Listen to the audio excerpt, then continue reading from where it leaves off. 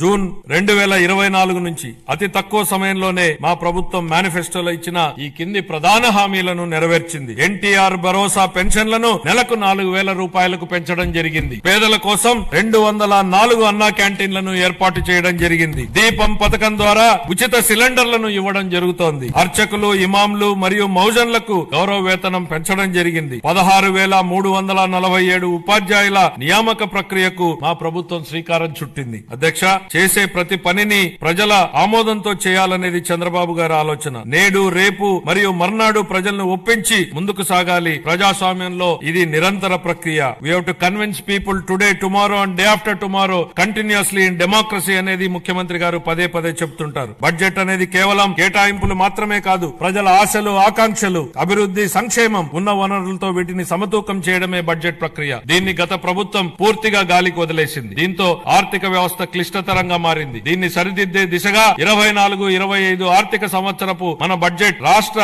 దిద్దుబాటుకు పునాది వేసింది. ఇప్పుడు మా ప్రభుత్వం ప్రతి రూపాయిని లెక్కించి, ప్రతి శాఖతోనూ లోతుగా చర్చించి, ప్రతి అవసరాన్ని గుర్తించి, వారి భవిష్యత్ సవాళ్లను విశ్లేషించి 25-26 బడ్జెట్ ను రూపొందించాం. అధ్యక్ష.